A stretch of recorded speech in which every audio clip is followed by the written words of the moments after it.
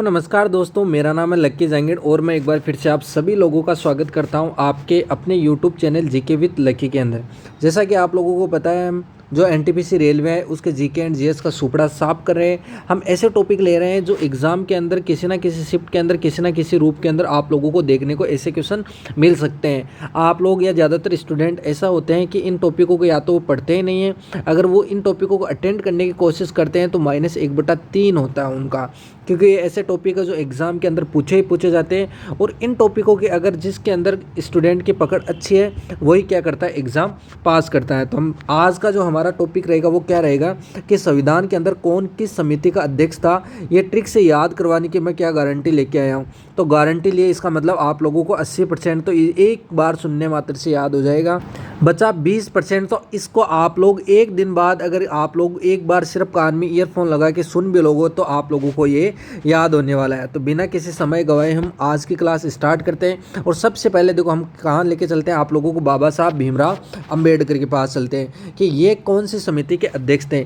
तो देखो इनके ट्रिक कैसे याद, जो बाबा साहब भीमराव अंबेडकर थे, इनका मसला क्या था। इनका मसला यही था कि ये क्या थे, प्रारूप समिति के अध्यक्ष थे। इनका मसला क्या था कि ये प्रारूप समिति के अध्यक्ष थे। तो देखो इनका मसला से क्या होगा, मसौदा समिति, और प्रारूप समिति मतलब प्रारूप समिति हो जाएगा। तो बाबा भीमराव अंबेडकर इनका मसला क्या था कि ये प्रारूप समिति के अध्यक्ष थे। तो इनसे ये याद रखना, मसला से मसौदा समिति के अध्यक्ष थे और प्रारूप से प्रारूप समिति के अध्यक्ष कौन थे, बाबा भीमराव अंबेडकर जी थे। नेक्स्ट देखना, नेक्स्ट कौन है, सरदार वल्लभ भाई पटेल। अब ये कौन सी संस्था के अध्यक्ष थे या कौन सी जो समितियाँ थे जो संविधान का जब निर्माण हुआ था, तो इनका देखो कैसे याद रखना है, सरदार वल्लभ भाई पटेल। देखो एकीकरण, इनको किस नाम से जाना जाता है, देखो सरदार वल्लभ भाई पटेल एकीकरण के अंदर इनकी महत्वपूर्ण भूमिका थी, क्योंकि इन्हें क्या किया था, इन्होंने प्रांतों को एक साथ एकजुट किया था। जो हमारी रियासतें थी उनको एकजुट करने का काम किसने किया था, वल्लभ भाई पटेल ने किया था। तो एकीकरण का अधिकार किसके पास था, पटेल जी के पास था। जो एकीकरण करने का अधिकार सिर्फ इन्हीं के पास था। और इन्होंने क्या किया था, एकीकरण करने के लिए इन्होंने किन किन लोगों को जोड़ा, जो अल्पसंख्यक जनजातीय लोग थे और जो बहिष्कृत क्षेत्र थे उनको जोड़ा था। तो देखो याद क्या रखना कि एकीकरण का अधिकार से आप लोगों को क्या याद रखना, मौलिक अधिकार। तो मौलिक अधिकार किनके पास था, सरदार वल्लभ भाई पटेल के पास था। और अल्पसंख्यक जनजातियों का जो अध्यक्ष थे वो कौन थे, सरदार वल्लभ भाई पटेल। और बहिष्कृत क्षेत्र के जो सलाहकार समितियों के अध्यक्ष ये भी कौन थे, सरदार वल्लभ भाई पटेल थे। इसके बाद चलते हैं हम आप लोगों को नेहरू जी के पास लेके चलते हैं। देखो नेहरू जी क्या थे, हमारे पहले प्रधानमंत्री थे। और प्रधानमंत्री क्या, देखो नेहरू जी प्रधानमंत्री थे और प्रधानमंत्री क्या होंगे, संघ के और केंद्र का होगा। मतलब जो अभी जो हमारे प्रधानमंत्री कौन है, मोदी जी है। तो मोदी जी कहाँ पर है, हमारे केंद्र के अंदर कौन विराजमान है, मोदी जी है। तो उस समय कौन थे, नेहरू जी थे। और नेहरू जी संघ और केंद्र के साथ थे और यही क्या करते थे, राज्यों से वार्तालाप करते थे। और उस समय यूनियन पावर भी किन्हीं के हाथ में थी, नेहरू जी के हाथ में थी, क्योंकि जो भी जनता थी, जो भी युवा लोग थे, जो भी युवा मंच था, वो किन के साथ था, नेहरू जी के साथ था। तो देखो इसी से याद करना है कि नेहरू जी प्रधानमंत्री थे और प्रधानमंत्री संघ से क्या याद रखना आपको, संघ की शक्ति याद रखना। और केंद्र से क्या याद रखना आपको, केंद्रीय संविधान समिति याद रखना है। और राज्य से वार्ता करते थे, तो राज्य से वार्ता करने की समिति के अध्यक्ष भी कौन थे, नेहरू जी थे। और यूनियन पावर से क्या हो जाएगा, यूनियन पावर्स कमेटी, इनके अध्यक्ष भी कौन थे, नेहरू जी थे। अगला देखना, अगला कौन है, डॉक्टर राजेंद्र प्रसाद। अगले कौन है, डॉक्टर राजेंद्र प्रसाद है। तो देखो जब भी प्रसाद कब बटेगा, जब संविधान लागू हो गया, संविधान हमारा बनकर तैयार हो गया, सबसे पहले हम क्या करते हैं, ध्वजारोहण करते हैं। तो जब भी 15 अगस्त होता है, 26 जनवरी होती है, आप लोग कौन कौन है कमेंट बॉक्स में ज़रूर बताना कि 3-4 घंटे लाइन में बैठने के बाद आप लोग उस 2 लड्डू देने के लिए आप लोगों का जो इंतज़ार रहता है, वाह क्या इंतज़ार रहता है। आप सभी के लोगों के अंदर मुँह में पानी आ गया होगा। तो आप लोग कमेंट बॉक्स में बताना है कि आप लोगों ने भी इंतज़ार किया है कि नहीं किया है। तो देखो राजेंद्र प्रसाद से क्या होगा, जब भी हमारा ध्वजारोहण होगा सबसे पहले क्या बटेगा, प्रसाद बटेगा। तो देखो ध्वज फहराते ही क्या बांटा गया, प्रसाद बांटा गया।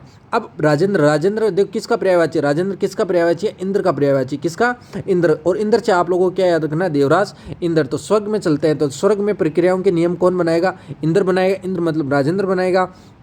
और जो नियम बनाएगा वही उनका क्या करेगा, संचालन करेगा।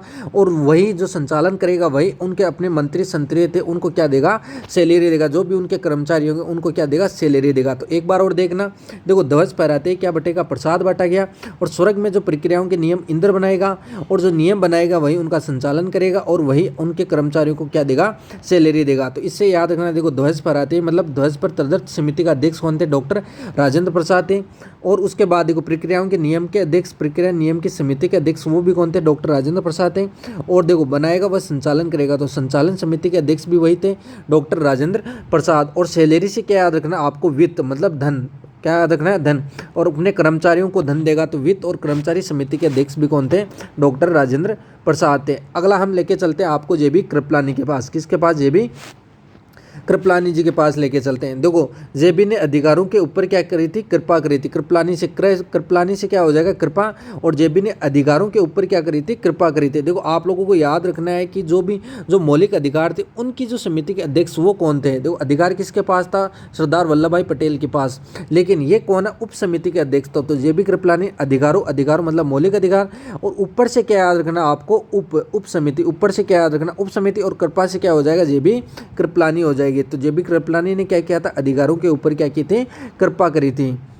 अगला देखना, अगला कौन है, एससी मुखर्जी। अगला कौन है, एससी मुखर्जी। तो अल्पसंख्यक और उप समिति के अध्यक्ष, अल्पसंख्यक उप समिति के अध्यक्ष कौन थे, एससी मुखर्जी। तो मुखर्जी नगर में सबसे ज़्यादा कौन रहते हैं, अल्पसंख्यक। जो दिल्ली का मुखर्जी नगर है, जो दिल्ली का मुखर्जी नगर, वहाँ पर सबसे ज़्यादा कौन रहते हैं, अल्पसंख्यक रहते हैं। यह आप लोगों को याद रखना है। तो एससी मुखर्जी मतलब मुखर्जी से क्या याद रखा, मुखर्जी नगर, और वो भी किसका, दिल्ली का मुखर्जी नगर। और वहाँ पर सबसे ज़्यादा क्या रहते हैं, अल्पसंख्यक लोग रहते हैं। तो अल्पसंख्यक सबसे ज़्यादा मुखर्जी नगर में रहते हैं। अल्पसंख्यक मतलब अल्पसंख्यक की उप समिति के अध्यक्ष कौन थे, एससी मुखर्जी थे। अगला मैं आप लोगों के पास लेके चलता हूँ, किसके पास, गोपीनाथ बारदोलाई के पास। किसके पास, गोपीनाथ बारदोलाई के पास। देखो गोपीनाथ बारदोलाई जब भी नाम आएगा, ये किसके अध्यक्ष थे, पहले ये जान लेते हैं। ये उत्तर पूर्वी जो हमारे नॉर्थ ईस्ट है, वो सीमांत जनजातीय क्षेत्र के अध्यक्ष कौन थे, या जो समिति के अध्यक्ष वो कौन थे, गोपीनाथ बारदोलाई थे। तो नॉर्थ ईस्ट हो गया, असम हो गया, नागालैंड हो गया, मणिपुर हो गया, त्रिपुरा हो गया, ये नॉर्थ ईस्ट के अंदर आते हैं। तो इनके ऊपर किन की कृपा है, नाथजी महाराज की कृपा है। इनके ऊपर किसकी कृपा है, नाथजी महाराज की कृपा है। इनके ऊपर किसकी कृपा, नाथजी महाराज की कृपा। तो नॉर्थ ईस्ट से क्या हो जाएगा, उत्तर पूर्वी राज्य हो जाएगा। असम का मतलब असम बहिष्कृत क्षेत्र हो जाएगा। और इनके ऊपर नाथजी से क्या हो जाएगा, गोपीनाथ, नाथजी से क्या हो जाएगा, गोपीनाथ हो जाएगा। और ऊपर इनकी कृपा किनके, देखो आंशिक रूप से बहिष्कृत जो समिति उनके उप समिति के अध्यक्ष वो भी कौन थे, गोपीनाथ बारदोलाई थे। तो हमने आज के वीडियो के अंदर जो भी के संविधान समिति के कौन से अध्यक्ष कौन कौन थे और उनके पास कौन कौन सी समितियां थी, ये क्या क्वेश्चन मिलान के अंदर आप लोगों को कहीं ना कहीं एग्जाम के अंदर पूछे जाते हैं। तो हमने आज का ये टॉपिक भी कवर कर लिया है। एक बार मैं आप लोगों को सिर्फ 1 मिनट के अंदर ये पूरा एक बार रिवाइज करवा देता हूँ। देखो ध्यान से सुनना मेरी बात, कान में ईयरफोन लगा के। देखो क्या याद करें हम, संविधान के अंदर कौन किस समिति का अध्यक्ष था, हम ये याद कर रहे हैं ट्रिक के माध्यम से। देखो सबसे पहले डॉक्टर भीमराव अंबेडकर, इनका मसला ये था कि ये प्रारूप समिति के अध्यक्ष थे। तो मसला से मसौला समिति और प्रारूप से प्रारूप समिति के अध्यक्ष कौन थे, डॉक्टर भीमराव अंबेडकर। अगला कौन है, सरदार वल्लभ भाई पटेल। ये देखो इनका एकीकरण के अधिकार क्या पटेल जी के पास था, और इन्होंने अल्पसंख्यक और जनजाति और बहिष्कृत क्षेत्रों की सलाहकार समिति के साथ इनको एकीकरण किया था।